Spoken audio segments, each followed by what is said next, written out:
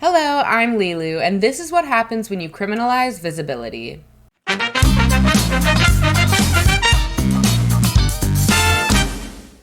So, Donald Trump recently signed an executive order called Ending Crime and Disorder on America's Streets.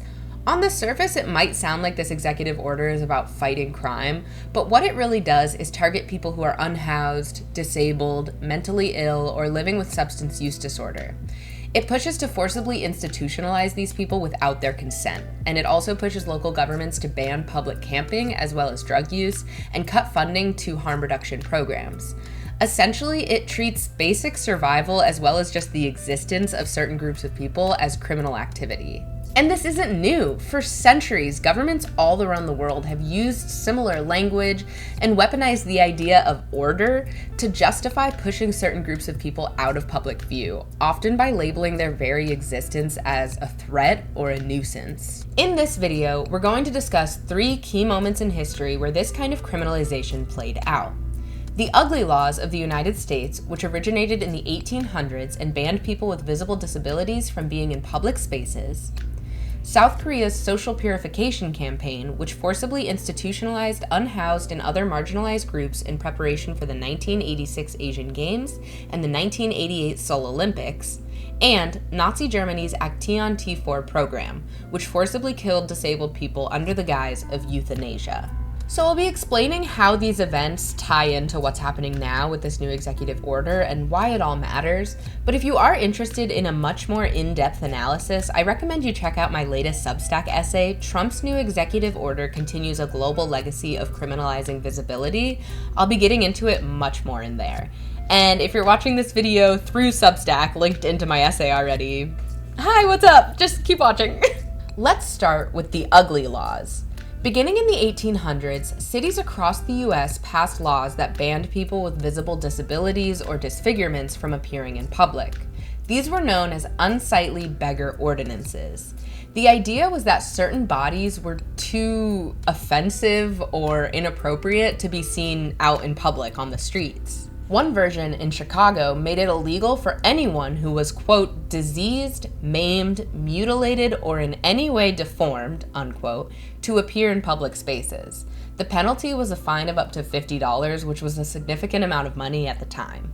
These laws treated disability and poverty as issues of aesthetics, something that disrupted the image of the city. Those who didn't conform to an accepted standard of normalcy were punished or removed. Doesn't that sound familiar? Trump's executive order doesn't use the word ugly, but it follows a similar pattern of identifying certain people as a disruption and expanding the state's power to forcibly remove them. Now, let's jump forward a century and across an ocean to South Korea in the 1980s. In the years leading up to the 1986 Asian Games and the 1988 Seoul Olympics, the South Korean government launched a social purification campaign aimed at cleaning up the streets and bettering the image of the country when it would be seen at such an international level.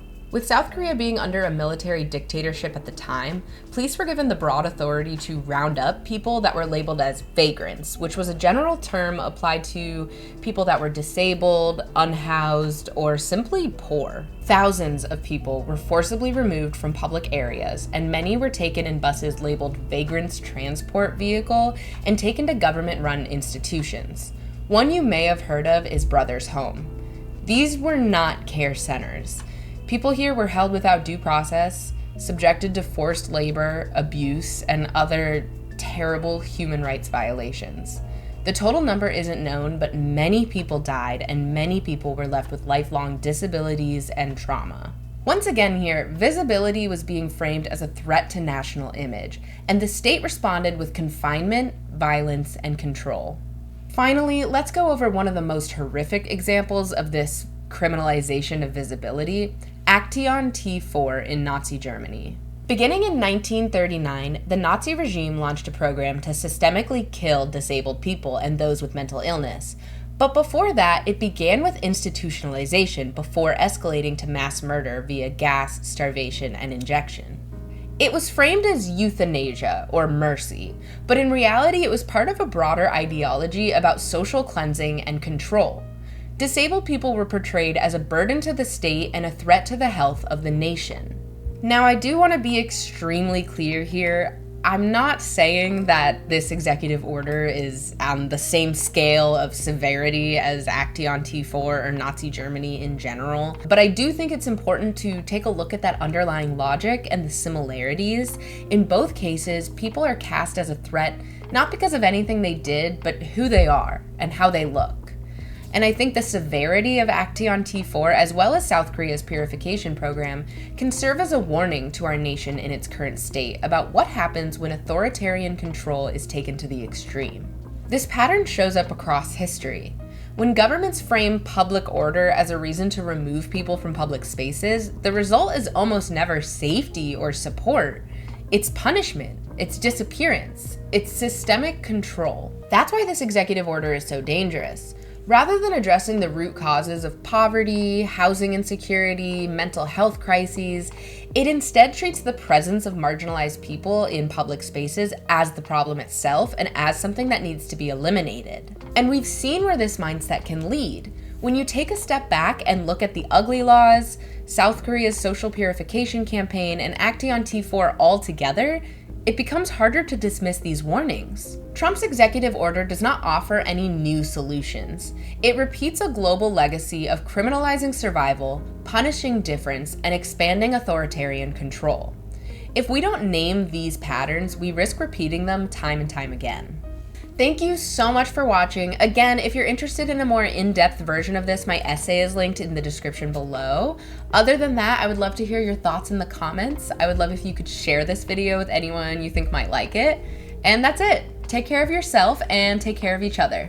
Bye!